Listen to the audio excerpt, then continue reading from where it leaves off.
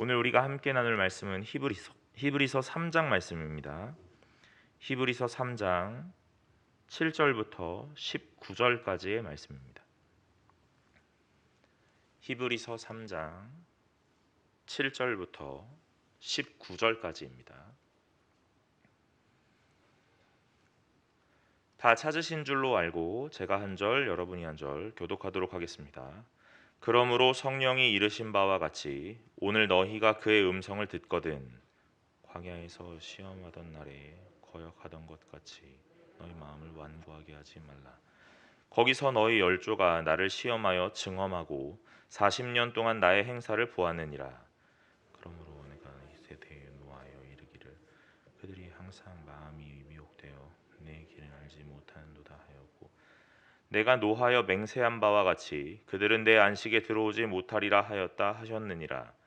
형제들아 너희는 삼가 혹 너희 중에 누가 믿지 아니하는 악한 마음을 품고 살아계신 하나님에게서 떨어질까 조심할 것이요 오직 오늘이라 일컫는 동안에 매일 피차 권면하여 너희 중에 누구든지 죄의 유혹으로 완고하게 되지 않도록 하라. 우리가 시작할 때에 확신한 것을 끝까지 견고히 잡고 있으면 그리스도와 함께 참여한 자가 되리라. 성경에 일렀으되 오늘 너희가 그의 음성을 듣거든 경노하시게 하던 것 같이 너희 마음을 완고하게 하지 말라 하였으니 듣고 경노하시게 하던 자가 누구냐? 모세를 따라 애굽에서 나온 모든 사람이 아니냐? 또 하나님이 40년 동안 누구에게 노하셨느냐? 그들의 시체가 광야에 엎드러진 범죄한 자들에게가 아니냐? 또 하나님이 누구에게 맹세하사 그의 안식에 들어오지 못하리라 하셨느냐? 함께 읽겠습니다. 이로 보건대 그들이 믿지 아니함으로 능히 들어가지 못한 것이라. 아멘. 우리가 히브리서를 계속 살펴보고 있는데 오늘 이 성도들은 여전히 고통 가운데 있고 여전히 핍박 속에 있습니다. 오늘 이 여전히 핍박 가운데 있는 성도들에게 계속 위로하고 권면하는데 그 위로와 권면은 다른 것 아니라 하나님의 말씀이라는 것으로 계속 위로하고 권면하고 있다는 겁니다. 오늘 우리가 읽은 이 7절의 말씀에 뭐라고 시작하냐면 그러므로 성령이 이르신 바와 같이 오늘 너희가 그의 음성을 듣거든 그럽니다. 여러분 오늘 우리가 히브리서를 계속 읽고 있는데 아마 1장과 2장의 내용이 잘 기억나진 않으실더라도 아마 비슷한 내용들이 있었다는 것은 아마 기억이 조금은 나실 것 같습니다. 7절에 성령이 이르신 바와 같이라고 하였고 오늘 너희가 그의 음성을 듣거든 이라고 하였습니다. 그런데 이 내용이 어디에 또 나와 있냐면 1장 1절에 보니까 옛적의 선지자들을 통하여 여러 부분과 여러 모양으로 우리 조상들에게 말씀하신 하나님이 그러면서 1장에는 뭐라고 했냐면 옛적의 선지자들을 통하여 우리 조상에게 말씀하셨다라고 말씀하였어요. 2장에 보니까 2장 2절에 천사들을 통하여 하신 말씀이 견고하게 되었다. 오늘 누가 말씀하셨다고 했냐면 천사들을 통하여 하셨다고 말합니다. 1장에는 옛적의 선지자들을 통하여 2장에서는 천사들을 통하여 그리고 오늘 우리가 함께 읽은 이 3장에는 성령을 통하여 말씀하신다 하고 우리에게 계속 보여주고 있습니다. 여러분 누가 말씀했는가 하는 것이 참 중요한데 옛적의 선지자들이 말하였다 하니까 오늘 그 이 히브리서를 읽고 있는 성도들이 예전에 오늘 하나님의 말씀을 들었던 선지자들이 이런 말들을 들었고 전하였구나 라고 하였어요. 그리고 나서 2장으로 넘어가니까 천사들이 이 말을 전하였다 하면서 선지자들의 말이었다가 그 말을 천사들의 말로 조금 더 확언하는 거예요. 오늘 이 보증이라는 것이 조금 더 두터워진 듯한 느낌으로 오늘 계속 말을 변형해 가는 겁니다. 다른 말을 하는 게 아니에요. 똑같은 말을 하고 있는데 오늘 이 보증이라는 것, 오늘 이것의 확신이라는 것을 더 단단하게 세워야 되기 때문에 처음에는 선지자들이 너희 조상들이라고 말하는 거고 두 번째는 천사들이 너희들이 견고하다 생각했고 고귀하고 고결하다 생각했던 그런 존재들이라고 말하는 것이고 오늘은 성령이라고 말하면서 오늘 하나님이 하시면서 이 말씀을 너희에게 하지 않았느냐 하고 오늘 확언하는 겁니다. 오늘 이 말씀을 계속 하고 있는데 이 말씀이 우리 가운데 찾아와서 힘이 되고 능력이 되고 사실 잘 그러지 않더라는 겁니다. 왜냐하면 이 현실을 살아가고 있는 내 눈에 보이는 이 현실이 너무 어렵기 때문에 그렇습니다. 그런데 계속 힘 있는 말로 오늘 이 능력 있는 말로 누가 했는지 모르지만 오늘 이 말씀이 라고 말하면 아무런 의미가 없기 때문에 처음에는 선지자가 그 다음에는 천사가 그 다음에는 성령이라고 말하면서 오늘 내가 너희에게 들려주는 이 말씀이 단순한 한 사람의 말이 아니다. 오늘 너희들이 위로를 받았으면 좋겠고 오늘 내가 너희들을 권면하고 도전하는 이 말씀이 단순한 사람의 말이 아니다 라고 말하면서 오늘 마지막으로 뭐라고 말하냐면 성령이 이르신 바와 같이 라고 말하는 겁니다. 여러분, 성령이 이르신 바와 같이 뭐라고 하냐면 오늘 너희가 그 음성을 듣거든 이라고 말해요. 그러면 오늘 이 음성을 듣거든 하면서 이어져야 되는 것이 무엇이냐면 좋은 내용일 거라고 생각을 했던 겁니다. 그렇지 않습니까? 성령이 오늘 너희에게 이런 말씀을 하시는 것, 그것을 듣거든 오늘 좋은 기억을 떠올리고 오늘 좋은 것 긍정적으로 잘해보자 하고 말하는 건데 여기는 또 희한하게 8절부터 뭐라고 말씀하시냐면 광야에서 시험하던 날에 거역하던 것 같이 너희 마음을 완고하게 하지 말라 그러는 거예요. 성령이 너희에게 하시는 말씀을 듣거든 하면서 그 음성을 듣거든 잘해보자 라고 말해야 되는데 예전의 기억을 떠올리게 하시는데 그 예전의 기억이 어떤 기억이냐면 별로 좋은 기억은 아니더라는 겁니다. 우리 조상의 과오, 오늘 잘못했던 어떤 불순종의 결과물로 잊고 싶었던 그런 기억들을 끄집어 올리시는 거예요.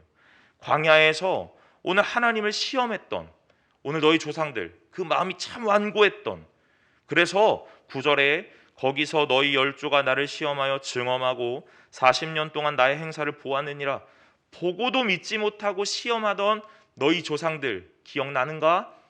너희들 다 듣지 않았는가? 하면서 오늘 그 성도들에게 말하고 있는 겁니다.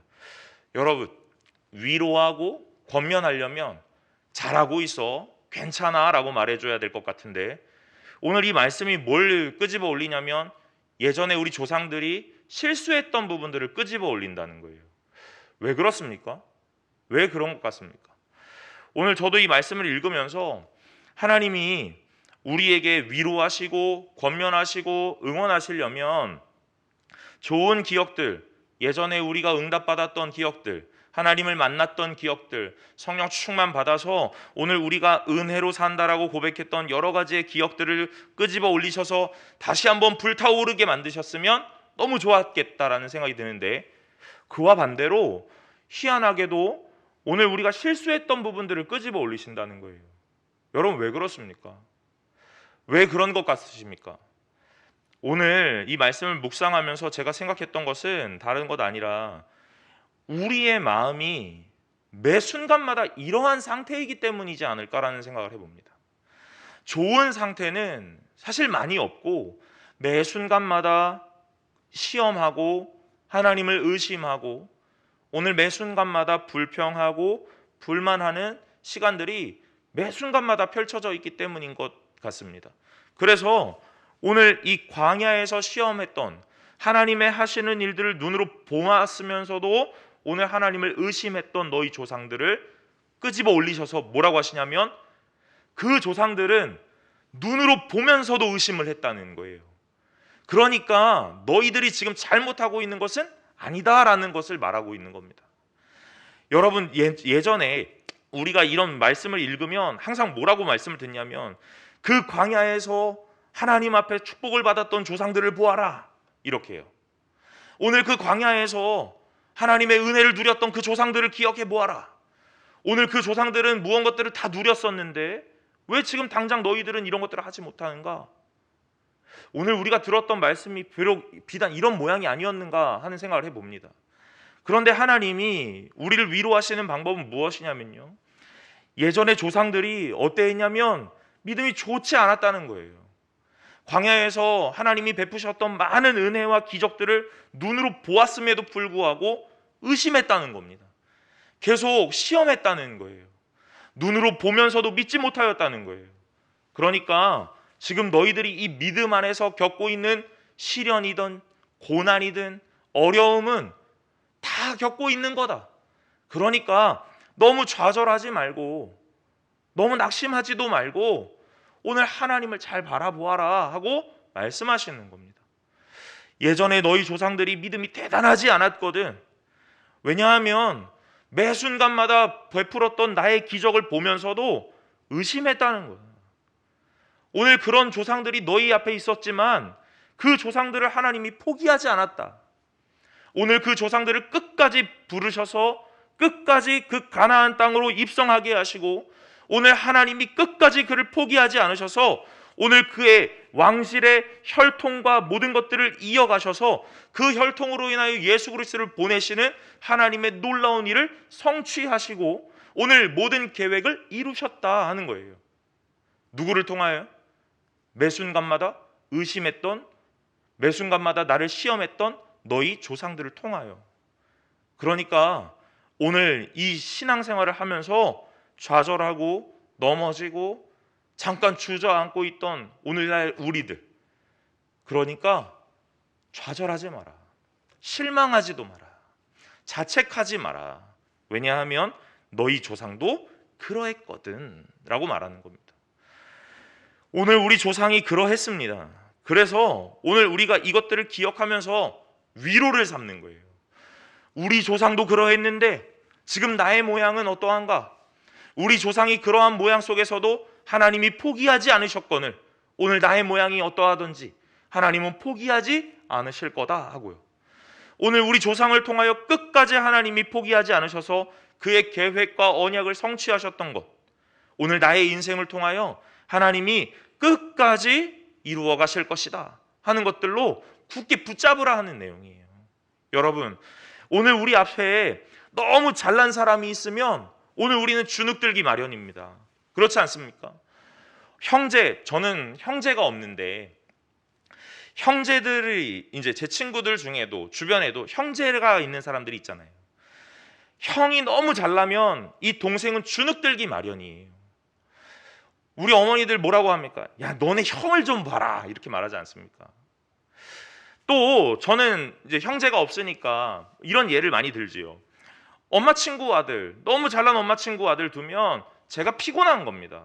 왜요? 저희 어머니가 야, 쟤 좀 봐라 하고 말이에요. 그러면 상대적으로 주눅들기 마련이에요. 여러분, 어떤 친구 있어야지 조금 제가 마음이 편안합니까? 저보다 못난 애들이 있어야죠. 그래서 제 주변에 다 저보다 못난 애들이 있는 것 아닙니까? 여러분, 오늘 저를 위로하는 이 상황 안에서 무엇이라고 말합니까? 저 사람 참 잘났는데 너는 뭐 했는가? 라고 말하지 않는다는 거예요. 하나님이 우리를 위로하시는 방법은 너희 조상들도, 믿음이 출중하다고 생각했던 너희 조상들도 그러하다, 그 정도밖에 안 된다. 그러니까 오늘 너희의 그 신앙이 그런 위로라는 것이 오늘 너희에게 충만하게 임할 줄로 믿으라 하고 붙잡는 거예요. 여러분, 오늘 하나님께서 우리를 어떻게 위로하시는지 잘 보시기 바랍니다. 오늘 하나님은 굉장히 인격적이시고 오늘 하나님은 사랑에 충만하시고, 아니 오히려 사랑이시잖아요. 그러니까 우리에게 뭐라고 하시냐면 잘하고 있다라고 말씀하시는 거예요. 여러분, 우리의 모양에 상관없이 하나님이 선택하셨다면 오늘 하나님은 그 선택을 끝까지 끌고 가시는 줄로 믿으시길 바랍니다. 지난주에 보았던 말씀이 그것이었죠. 하나님을 붙잡고 있으면 오늘 그의 집이라 라고 말씀하셨잖아요. 우리가 하나님만 붙잡는다면 하나님이 그 집을 완성해 가실 거라는 거예요. 우리가 완성시키는 것이 아닙니다. 우리는 하나님의 어떠함으로, 하나님의 성실하심으로, 신실하심으로, 긍휼하심으로, 사랑하심으로, 하나님의 성품으로 우리는 완성되어져 가는 거예요. 우리의 어떠함 때문이 아니라 하나님의 선택으로 인하여. 오늘 그 말씀을 들었다면 오늘 우리의 신앙은 또한 이런 것들을 기억해야 합니다. 우리 조상이 잘났기 때문에 그런 것이 아니다 하는 것이요. 오늘 우리 조상은 하나님 앞에서 날마다 부족했습니다. 연약했습니다. 그럼에도 불구하고 하나님이 그를 선택하신 거예요. 이스라엘 백성은 특출난 백성이 아니었습니다. 위대한 민족도 아니었습니다. 하나님의 선택을 받았기에 오늘 그 하나님의 계획을 그 민족을 통하여 이루어 가시기에 특별해 보이고 위대해 보일 뿐입니다. 오늘 우리의 인생이 하나님 앞에 선택받은 인생이 되어 모두의 눈에 특출나 보이고 위대해 보이는 하나님의 선택받은 인생 되시기를 간절히 소망합니다. 10절에 보니까 그러므로 내가 이 세대에게 노하여 이르기를 그들이 항상 마음이 미혹되어 내 길을 알지 못하는도다 하였고 그러죠. 여러분, 무엇에 미혹되는 거예요? 무엇에 미혹되는 거겠습니까? 이스라엘 백성을 예를 들자면 과거에 미혹되는 거예요. 이 이스라엘 백성이 광야에서 날마다 했던 이야기가 무엇입니까? 애굽이 좋았다 하는 거죠. 애굽에 있을 때는 어땠습니까? 탈출하고 싶다 했던 거예요. 여기서 도망가고 싶다. 여기서 나가고 싶다 했던 겁니다. 그래서 나가게 되어 광야라는 곳으로 가게 되니까 이 이스라엘 백성들이 이 변덕이 죽을 듯 같아서 어떻게 합니까? 애굽이 좋았다 하는 거예요. 애굽에 있었으면 뭐라도 먹었겠지 이렇게요. 애굽에 있었으면 물론 고생은 했겠지만 오늘 그래도 나름 누리는 것이 있었다 이렇게 해요. 무엇이 우리를 붙잡습니까? 과거가 우리를 붙잡는 겁니다. 과거가 우리의 발목을 낚아채는 거예요. 앞으로 한 걸음 한 걸음 내어가는 이 걸음도 너무 힘든데 이 과거라는 것이 우리를 낚아채는 겁니다. 그래서 우리 자꾸 잡아뜨리는 거예요. 어떻게 낚아챕니까? 과거에 좋았지 이렇게 해요. 우리 옛날에 어땠지 하고 말입니다. 우리의 머릿속에 날마다 이 과거의 영광들을 떠올리면 오늘 우리는 앞으로 갈 수 없는 겁니다. 과거로 돌아가실 겁니까 여러분? 과거가 좋았다 하더라도 60년대로 70년대로 돌아가실 분이 계십니까? 없다는 거예요. 그런데 우리의 이 인생의 이 연약함 때문에 계속 무엇을 생각합니까? 과거가 좋았다는 거예요. 과거가 좋았지. 옛날이 좋았지 하고 말입니다. 그때는 이거는 좀 힘들었어도 이거는 괜찮았지. 여러분, 그런데 곰곰이 고민해 보면 지금이 제일 좋을 때입니다. 지금이 제일 좋을 때예요. 부모님들에게 과거가 좋았지, 과거로 돌아가실 겁니까? 아니시잖아요. 왜 그렇습니까? 그 자녀가 사라지는 과거 선택하고 싶지 않거든요. 지금이 힘들다고 하더라도 지금이 가장 좋을 때입니다. 그런데 우리의 마음을 무엇이 낚아채냐면 과거가 낚아채는 거예요. 자꾸 넘어지게 만드는 겁니다. 오늘 그 힘듦 하나 때문에 옛날이 좋았지, 옛날이 좋았지라고 자꾸 얘기하는 겁니다. 오늘 그 미혹이라는 것이 어떤 우리를 유혹하는 것이고 우리를 넘어지게 하는데 단순하게 어떤 다른 소리, 어떤 우리의 마음을 현혹하는 어떤 다른 소리가 아니라 상황일 수도 있겠고 환경일 수도 있겠다는 거예요. 그런데 그 환경이 어떤 것이냐면 오늘 우리를 앞으로 나아가지 못하게 하는 거라는 겁니다. 예전이 좋았지라는 그 말이 우리를 앞으로 나아가지 못하게 합니다. 그냥 그 자리에 정체되거나 뒤로 도태되게 만드는 거예요. 여러분, 오늘 이 미혹이라는 것은 아주 단순하지 않습니다. 왜냐하면 미혹되어 내 길을 알지 못하는도다 하고 하나님이 말씀하셨기 때문에 그래요. 이 미혹이라는 게 시작되면 하나님의 길을 알지 못하는 거예요. 그래서 길을 잃어버리고 헤매는 방랑자가 되는 겁니다. 오늘 하나님 앞에서 차근차근 한 발자국 한 발자국 나아가고 있는데 오늘 과거에 또는 어떤 우리의 듣기 좋은 귓가의 소리가 우리의 마음을 미혹하여 낚아채는 겁니다. 그래서 우리를 앞으로 가던 사람들을 다 넘어뜨리는 거예요. 주저앉히는 겁니다. 그러면 오늘 우리가 그냥 단순하게 넘어지거나 주저앉는 게 아니라 오늘 무엇을요? 하나님을 보지 못하게 되기 때문에 이 하나님이 원하시는 길을 잃어버리게 된다는 이야기예요. 하나님이 원하시는 길은 무엇입니까? 11절에 내가 노하여 맹세한 바와 같이 그들은 내 안식에 들어오지 못하리라 그런다. 오늘 미혹되면 단순하게 그냥 주저앉고 시간이 좀 더디게 가는 그런 정도로 끝나는 게 아닙니다. 오늘 미혹되면 길을 잃고 방랑하게 되는 거예요. 헤매게 됩니다. 근데 이 헤매는 것에서 끝나는 게 아니라 어디로요? 안식으로 들어가지 못하게 된다는 거예요. 여러분, 이 미혹은 하나님을 놓치게 만드는 겁니다. 그러니까 우리의 마음에 미혹되지 않도록 계속 마음을 지켜낼 줄 알아야 되는 거예요. 여러분, 혹여라도 과거가 좋았지라는 말들이 우리 귓가에 많이 들린다면 걷어내시길 바랍니다. 오늘 우리는요, 뒤로 갈 사람들이 아니라 앞으로 가야 할 사람들입니다. 앞을 내다보고 한 발자국 한 발자국 나아가야 할 사람들이에요. 그런데 여전히 과거에 매여 있다면 그 소리들을 다 걷어내시길 바랍니다. 지금 당장의 힘듦이라는 게 있다면 오늘 그것을 하나님께로 내어 맡기셔야지.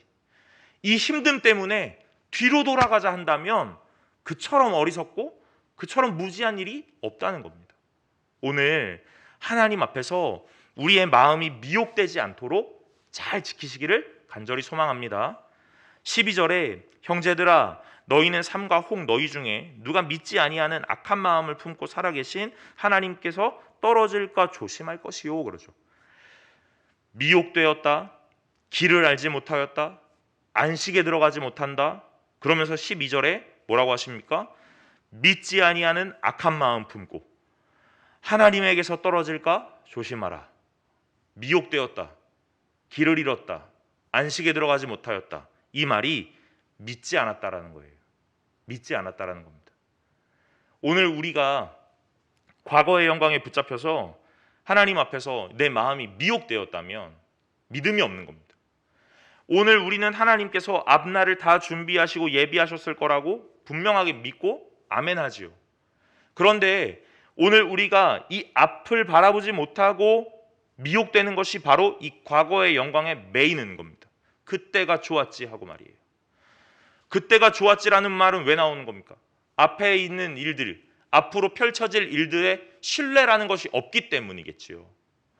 앞에 하나님께서 가장 좋은 것으로 예비해 주실 것을 안다면 뒤돌아보지 않을 겁니다. 당연하겠죠.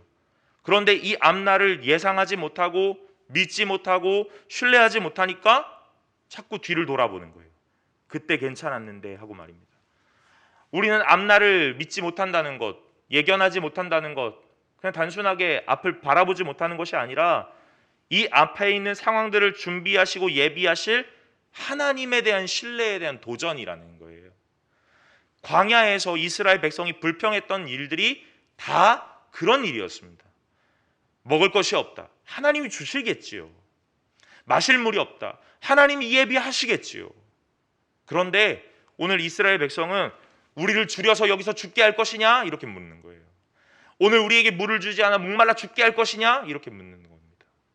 여러분, 그 광야에서 신발이 헤어지지 않았다 그랬어요. 옷이 헤어지지 않았다고 했습니다. 그런 하나님이신데 먹을 것 주지 않으셨을까요? 마실 것 예비하지 않으셨겠습니까? 그런데 오늘 하나님을 믿지 못하는 거예요.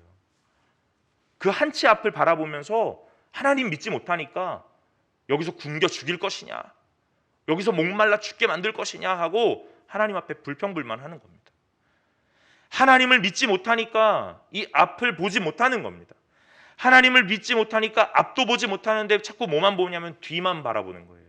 그때 좋았지, 그때 좋았지. 여러분, 믿음이라는 건 보지 못하는 존재를 믿는 오늘 그 믿음이라는 것 아니겠습니까? 근데 이 과거를 바라본다는 건 이 보이지 않는 하나님을 믿는 것이 아니라 눈에 보였던 이 가시적인 현상들, 그런 것들만 보겠다는 거예요. 여러분, 이걸 믿음이라고 말할 수 없다는 겁니다. 그래서 이 과거에 붙잡혀 있는 분들에게 오늘 이 성경은 도전하는 거예요. 과감하게 선언하는 겁니다. 뭐라고 선언합니까?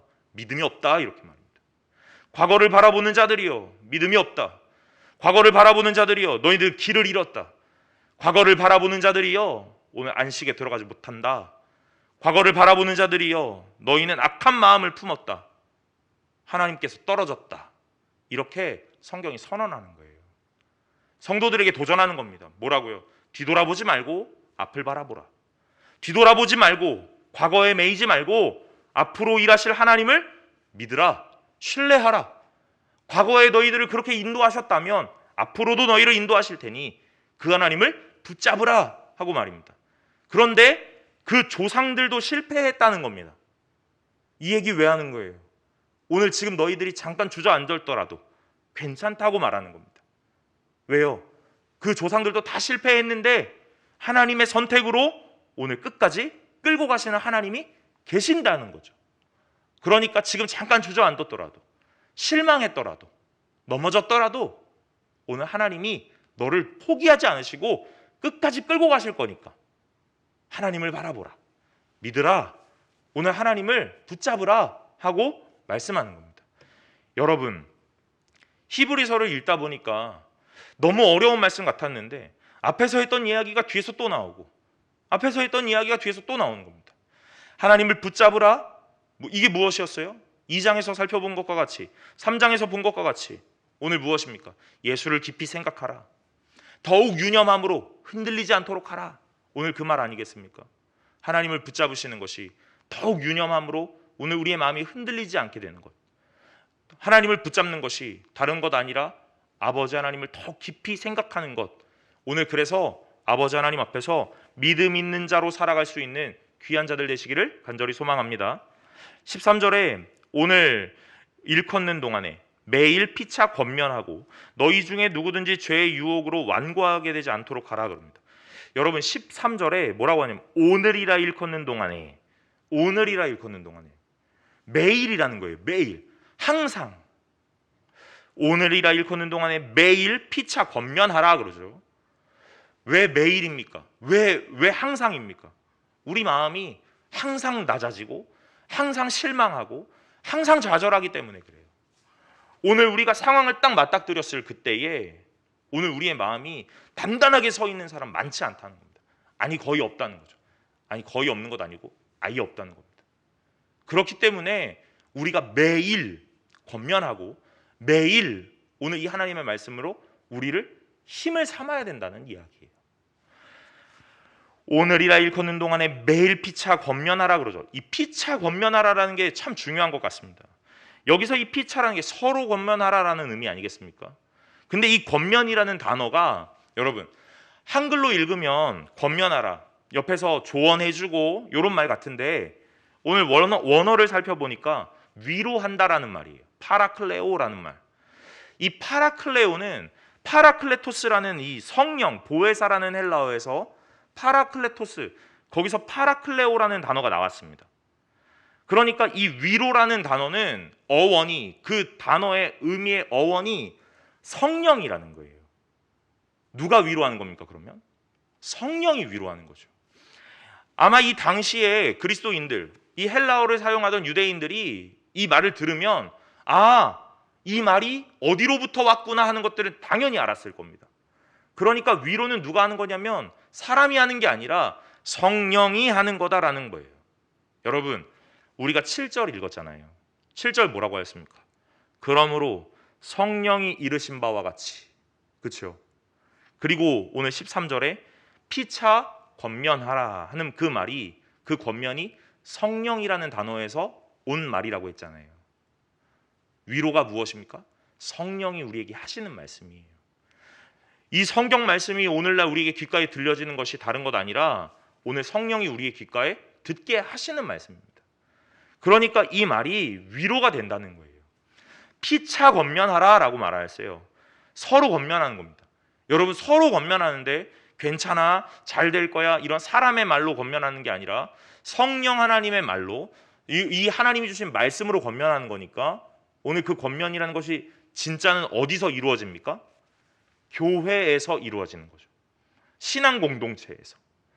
신앙 공동체는 그래서 중요한 겁니다. 영상으로 예배를 드리면서 아마 저같이 젊은 사람들 다 이렇게 생각할 겁니다. 교회 안 가도 괜찮겠는데? 라고 말입니다. 교회 안 가도 크게 불편하지 않은데? 라고 말입니다. 영상으로 예배를 드릴 수 있고 헌금은 온라인으로 하면 되고 오늘 불편하지 않을 겁니다. 그러나 교회가 왜 꼭 존재해야 하며 신앙 공동체는 꼭 우리에게 필요한 이유는 다른 것이 아니라 이 피차 권면하는 것이 있어야 되기 때문에 그래요. 매일 우리의 마음이 낙심될 겁니다. 매일매일, 매 순간마다 시시각각 오늘 우리가 당연하게도 잘 일어날 수 있을 것 같은데 그러지 못하는 연약한 나를 마주하게 된다는 거예요. 그러면 오늘 그 쓰러진 마음을 누가 일으켜 세웁니까? 누가 이렇게 세워줄 거예요? 신앙 공동체가 이렇게 세워준다는 말입니다. 교회가요. 그래서 교회는 꼭 필요한 겁니다. 예배를 영상으로 드리는 것 전혀 문제되지 않습니다. 불편함도 아마 없을 줄로 알아요. 그러나 신앙이라는 것의 무너짐에 있어서 다시 일으켜 세우려면 공동체가 필요한 겁니다. 그 공동체는 신앙 공동체여야만 합니다. 왜냐하면 이 겉면의 말이 사람의 말이 아니라 성령의 말이기 때문에 그렇습니다. 오늘 이 신앙 공동체가 오늘 무너진 자들을 다 일으켜 세우는 거예요. 그런데 이것을 가장 잘할 수 있는 곳이 어디입니까? 교회입니다. 예배입니다. 그래서 예배에는 하나님의 말씀으로 예수 그리스도가 증거되고 하나님의 계획이 선포되는 그 귀한 시간이라고 말하는 거예요.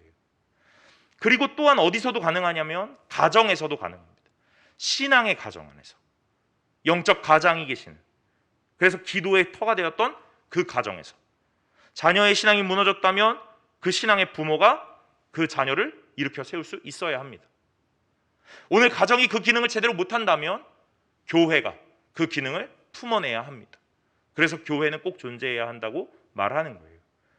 여러분, 근데 이 기능을 교회가 해야 되는데 교회가 어떻게 합니까? 매일마다, 매 순간마다 하는 거예요. 그래서 성도를 찾고 성도를 만나고 신앙 안에서 권면하고 도전하는 겁니다. 이 권면이라는 것을 자칫 잘못 오해하면 오늘 윗사람이 아랫사람을 가르치듯, 오늘 권위 있는 자가 권위 없는 자에게 뭔가 명령하듯 이렇게 받아들일 수 있지만, 오늘 실제적으로 이 진정한 권면은 하나님의 말씀을 나누는 거예요. 넘어진 성도에게 오늘 하나님께서 주시는 위로의 말씀을 건네는 겁니다. 사람의 말을 건네는 게 아니에요. 내 경험을 건네는 것이 아닙니다. 하나님의 말씀을 건넬 수 있어야 하는 거예요.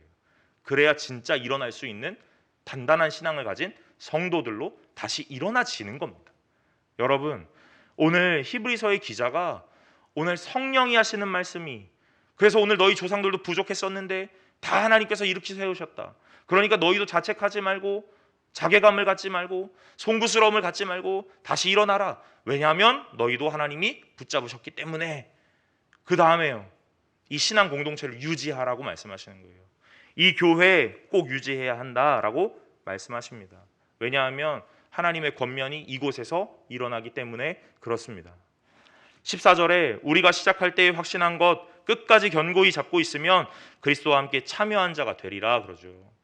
얼마나 소망이 되고 힘이 되는 말씀입니까? 무엇 해야 된다라고 말하지 않아요. 오늘 뭐 합니까? 견고히 잡고만 있으면이라고 말해요. 꽉 잡고만 있으면, 붙들고만 있으면 오늘 너희들은 그리스도에 참여한 자가 된다라고 말하는 거예요. 여러분, 오늘 교회 안에서 무엇을 해야 믿음이 성장하는 것, 그런 것 아니라 오늘 이 자리에 굳게 붙잡혀 계신다면 하나님께서 오늘 우리의 믿음을 자라게 하시는 줄로 믿으시기를 간절히 소망합니다. 하나님이 하시는 겁니다. 그래서 하나님께서 우리를 향하여 끝없는 사랑과 열심을 베푸시는 거예요. 오늘 15절에 보니까 성경에 일렀으되 오늘 너희가 그의 음성을 듣거든 경노하게 하시던 것 같이 너희 마음을 완고하게 하지 말라 하셨으니, 듣고 경노하시게 하던 자가 누구냐? 모세를 따라 애굽에서 나온 모든 사람이 아니냐 그러죠. 누가 하나님의 마음을 경노하게 하였습니까? 불순종했던 어떤 사람들입니다 라고 말하지 않아요. 뭐라고 말합니까? 모든 자들입니다 라고 말해요. 모든 자가 예외 없이 하나님의 마음을 경노하게 하였습니다. 왜요? 그의 마음이 완고했기 때문에요. 이 완고한 것 무엇입니까? 하나님 바라보지 못하고 나의 생각과 경험에 붙잡혀 있는 사람. 우리는 이런 사람들 보면서 뭐라고 말합니까? 고지식한 사람, 융통성 없는 사람, 자기의 생각, 신념에 빠져 있는 사람이라고 말하죠. 하나님께서 우리에게 말씀하시는 거예요. 완고하게 되지 마라. 하나님 앞에서 오늘 그 하나님의 말씀을 잘 붙잡는 자가 되라고 말씀하십니다. 완고하게 되지 않는 것은 어떤 행동과 어떤 삶의 모양으로 되는 것이 아니라 우리의 마음 안에서 되어지는 거예요. 여러분, 하나님을 붙잡으시는 분들이 되시기를 간절히 소망합니다. 그렇다면 완고하게 되지 않을 수 있다는 겁니다. 완고하게 되지 않는다면 길 잃어버릴 이유가 없다는 겁니다. 길 잃어버리지 않는다면 믿음 없다는 오늘 우리에게 그런 불명예가 찾아오지 않는다는 거예요. 믿음 없다는 불명예가 찾아오지 않는다면 하나님이 예비하신 거룩한 안식에 참여하는 자가 모두 될 수 있다는 말이지요. 오늘 우리의 삶의 어떤 행동의 규범을, 그래서 모든 것들을 성취하고 모든 것들을 달성하는 것으로 하나님의 안식에 들어간다라고 말하지 않고, 이 마음을 잘 지키면, 하나님을 굳게 붙잡으면 오늘 너희가 안식에 갈 것이다라고 말씀하신다는 거예요. 여러분, 하나님을 잘 붙잡으셔서 구원 얻는 자들이 되시기를 간절히 소망합니다. 18절에 또 하나님이 누구에게 맹세하사 그의 안식에 들어오지 못하리라 하셨느냐, 곧 순종하지 아니하던 자들이 아니냐. 이로 보건대 그들이 믿지 아니함으로 능히 들어가지 못한 것이라 그럽니다. 여러분, 순종하지 아니하던 자들이 안식에 못 들어간답니다. 그러니까 우리는 또 뭐라고 생각하냐면, 아, 순종해야 되는구나 하고 생각하죠. 그래서 뭐 합니까? 오늘 무엇을 해야 한다, 무언가 지켜야 한다라고 생각하는 거예요. 그런데 18절에 순종하지 아니하던 자들, 그리고 19절에 넘어가면 믿지 아니함으로, 이 순종은 믿음이라는 것으로 결부되는 거예요. 믿지 않으면 순종할 수도 없는 겁니다. 그러니까 이 순종하지 않았던 자들은 단순하게 오늘 행동 규범이 어긋난 사람들이 아니라 믿음 없는 자들이었다는 거예요. 믿음 없는 자들입니다. 믿는 사람들은요, 당연하게 순종이라는 게 나타나는 겁니다. 가장 가까운 예로 들면 부모와 자식 간의 예로 드는 것이 가장 가까울 것 같습니다. 자식은 부모를 향한 믿음이라는 것이 아주 강하고 투철하죠. 그래서 자녀가 부모를 믿는다는 것을 어떻게 볼 수 있냐면, 먹어도 괜찮아 라고 말했을 때요. 꼬마 아이들은 엄마가 주는 이 먹어도 괜찮아 하는 거 의심 없이 다 먹습니다. 그런 거 다 경험해 보시지 않으셨어요? 또는 이 자녀들은 부모에게 꼭 묻습니다. 먹어도 돼? 이렇게요. 이건 무엇을 기반하는 겁니까? 믿음이라는 걸 기반하는 거예요. 그래서 부모가 괜찮아 라고 말한다면 그 자녀는 의심 없이 모든 것들을 행합니다. 믿음이라는 것이 기반되었기 때문에 그래요. 그런데 믿음이 없다면요, 오늘 그 부모 자식 간의 믿음이라는 것이 결여되었다면요, 묻지 않겠죠 일단. 그리고 무언가를 아빠가 말을 한다고 하더라도 듣지 않을 겁니다. 왜요? 믿음이 없기 때문입니다. 순종하지 않는 것은 믿음이 없는 모양입니다. 그러니까 이 믿음이라는 것이 먼저 준비되어야 순종이라는 게 나타나게 되는 거예요. 여러분, 오늘 우리는 어떻게 보면 거꾸로 갈 수도 있다고 생각이 됩니다. 순종하라, 그렇다면 뭔가를 하라, 그렇다면. 그러나 하나님이 분명하게 말씀하십니다. 믿음 위에 순종이라는 게 나타난다고요. 순종하지 않는 자들, 어떤 자들입니까? 믿음 없는 자들입니다. 순종하지 않는 자들, 마음이 완고한 자들입니다. 하나님은 없고 나만 있는 자들입니다. 그래서 순종이라는 걸 절대 할 수 없는 거예요. 오늘 제가 본문을 읽고 묵상하면서 오늘 제목을 정하였는데, 그 제목이 무엇입니까? 완고하게 하지 말라입니다. 오늘 우리가 인생을 살아가면서 하나님 앞에 가져야 할 태도는 다른 것이 아니라 내 마음을 완고하지 않게 만들어내는 거예요. 그것은 무엇입니까? 두 글자로 믿음이다라는 것으로 표현하고 싶은 거예요. 하나님을 믿는 겁니다. 붙잡는 겁니다. 들려진 말씀을 잊지 않고 마음에 새기는 겁니다. 하나님이 하셨던 과거의 많은 일들을 돌아보면서, 아, 하나님이 이런 것들을 베푸셨지, 과거로 돌아가자가 아니라 어떻게 해요? 그것들을 믿고 신뢰했던 것처럼 오늘 앞으로 일어날 일들도 하나님이 하실 줄로 믿고 신뢰하자 하고 말입니다. 여러분, 그런데 우리가 더 정확하게 알아야 되는 것, 다른 것 아니라 믿음도 하나님이 주신다는 거죠. 우리가 시작한 믿음인 줄 알았습니다. 그래서 내 마음대로 끝내면 되는 줄 알았습니다. 그런데 이 믿음이라는 것의 출처가 내가 아니라 하나님이시더라는 거예요. 그래서 내가 이 믿음이라는 것을 끊어내고 싶더라도 하나님이 부르셨기에 끊어지지 않더라는 겁니다. 그래서 돌아보니까 어떻게 살아오고 어떻게 신앙을 이어왔는지 모르겠으나 하나님의 은혜입니다라고 말하는 것이 오늘 신앙을 가진 어르신들의 고백 아닙니까? 저도 목사가 되어서 이런 고백을 참 많이 합니다. 하나님의 은혜입니다 이렇게요. 그런데 제 고백 안에 참 연약함이 있습니다. 그것은 무엇이냐면요, 힘이 있고 능력이 있다는 거예요. 아직까지 내가 할 수 있을 것 같다라는 겁니다. 그래서 하나님의 은혜입니다라고 말은 하지만 실제적인 제 마음 안에 가장 밑바닥에 깔려있는 그 마음의 기전은 다른 것 아니라 그래도 제가 열심히 했거든요. 이지 않을까 싶습니다. 그런데 여러분, 나이가 조금 더 먹어가면 제가 30대인데 40대가 되고 50대가 되고 60이 되고 70이 되면, 제가 예전 사역지에서 이 실버 노인대학을 맡았었는데 75세, 가장 막내가 75세 할머니세요. 제일 나이 드신 제일 고참 언니는 95세입니다. 75세, 85세, 95세가 고백하는 은혜입니다의 강도는 사람이 느끼는 것이 완전히 다른 거예요. 왜 그럴까 고민해 보았습니다. 신앙의 연수가 길었기 때문인가? 그런 것이 아니라 실제로 내가 아무것도 할 수 없는 존재가 되었기 때문에, 가만히 돌아보니까 하나님이 다 하셨구나라는 것으로 인정할 수밖에 없는 거예요. 나이가 들어 내가 할 수 있는 능력이 아무것도 없는 겁니다. 교회를 걸어오는 것조차도 힘든 거예요. 그런데 교회를 오게 되었다는 것, 하나님이 오늘 부르셨다는 겁니다. 이렇게 표현하는 거예요. 하루하루를 살아가고 그 다음날 눈을 뜨는 것, 하나님의 은혜입니다 고백하는 거예요. 저같이 젊은 사람들에게는 내일 눈을 뜨는 것이 당연합니다. 그러나 오늘 그렇게 나이가 지긋이 많이 드신 어르신에게는 그 다음날의 보장이 없기에 눈을 뜨는 것이 은혜라고 말하더라는 거예요. 여러분, 오늘 이 땅을 살아가는 성도의 고백이 그런 은혜의 고백이 되시기를 간절히 소망합니다. 완고하게 되지 마시고 오늘 모든 것을 하나님께서 하셨다라고 인정하는 은혜의 고백이요. 우리의 입술로 날마다 은혜라고 말은 하지만 사실 은혜가 어디 있습니까? 오늘 우리의 고백 속에 하나님이 하셨습니다, 하셨습니다, 은혜입니다, 은혜입니다라고 말은 하지만 그 은혜의 고백이 진짜냐는 거예요. 얼마나 많은 부분들을 내가 가지고 있냐는 말입니다. 지금은 장장 되지 않겠지요. 그러나 신앙의 연수가 한 해 한 해 더 들어갈수록 오늘 우리의 고백에 은혜라는 말이 진정성을 담고 진심을 담고 하나님이 하셨다라는 것에 인정을 담는 정말 최고의 고백이 되시기를 간절히 소망합니다.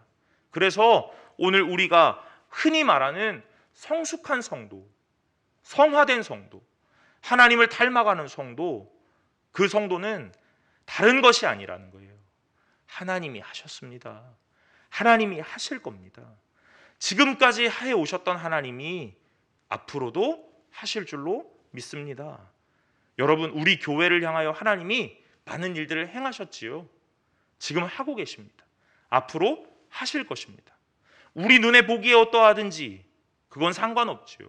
왜요? 하나님이 하실 거기 때문에 그렇습니다. 오늘 여기 앉아있는 저와 여러분들의 모양이 어떠하든지 그 모양이 상관이 없다는 겁니다. 왜요? 하나님이 지어가실 것이기 때문입니다. 여러분, 우리는 완고하게 되지 않아야 합니다.